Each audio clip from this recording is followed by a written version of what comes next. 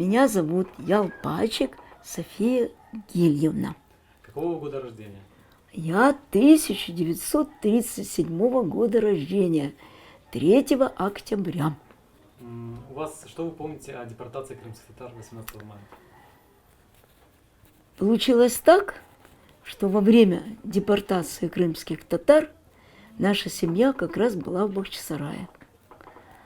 Мне в это время не было еще 7 лет, 6,5, а в детстве все запоминается гораздо ярче, особенно такие трагические события.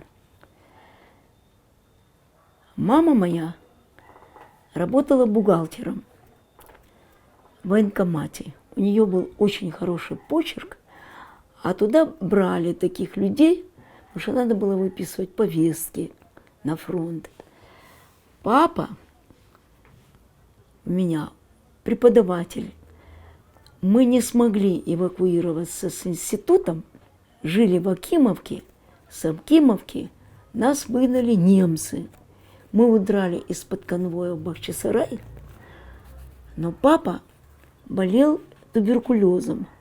Работать учителем не мог. Он уехал в Симферополь и там работал инженером.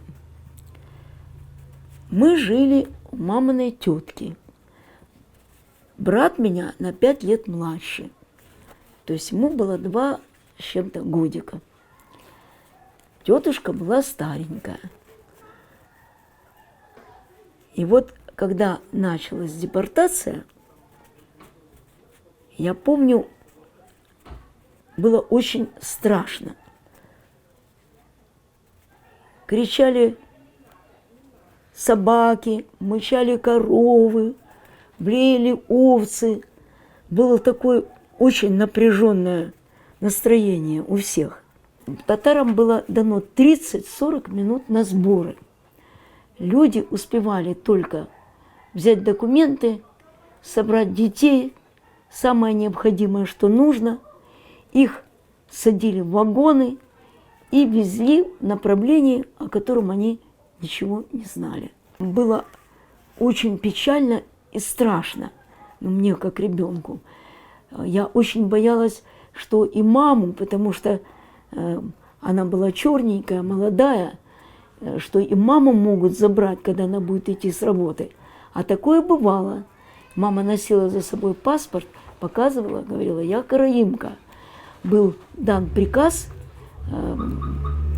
военкома обороны, караимов не выселяли, потому что было очень малочисленное население. Если бы выслали караимов, их бы в живых осталось очень мало. Правда, приказ этот не дошел до некоторых районов. Из Ялты и подялтинских районов караимы были высланы. Наш Вместе с крымскими татарами? Бибеш, который, да, вместе с крымскими татарами, Бибеш, который был потом председателем Караимского общества, был выслан в Башкирию. И мы потом долго добивались, чтобы его оттуда реабилитировали. С татарами вместе была выслана моя тетушка, папина двоюродная сестра. Она была замужем за татарином. Вот все, что было в этих домах, а дома были у татар аккуратные, зажиточные, они держали скот, птицу, заходили в дома, на комодах лежали золотые вещи, которые они не могли с собой забрать, медные тазы. Все это переписывалось, потому что за мародерство расстреливалось. Все это собиралось на помощь советской армии. При этом было очень много несправедливостей. Вот. Мама мне рассказывала, и потом уже во взрослом возрасте она мне пересказывала это, что были такие случаи, когда с горы спускался герой Отечественной войны, татарин. Очень много татар ушли в горы в партизаны. А за это время его жена, бывшая работник, коммунистка, уже была повешена. Его отправляли вместе с этим эшелоном. И потом только разбирали, что он герой Советского Союза. Был человек очень больной туберкулезом.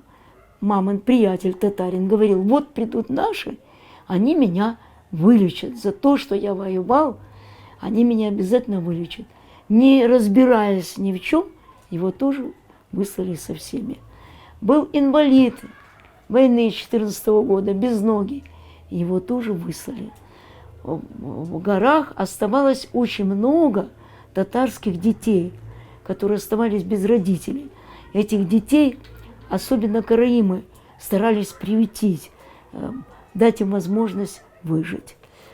Вот у меня в руках воспоминания моей мамы, Мещери Веры Яковлевны. Когда я работала в школе, у нас в 12-й, там на Красной Горке было очень много татарских семей. Татарам разрешали после реабилитации доезжать до Мелитополя, в крайнем случае до Новой Алексеевки, а в Крым не пускали. И поэтому очень много татар осело у нас в Мелитополе. У них были свои дома, у них были свои хозяйства, огороды. И в этой 12-й школе было очень много татарских детей. Я их учила. Одна из учениц моих, Нурулаева, мама у нее была активистка татарского общества.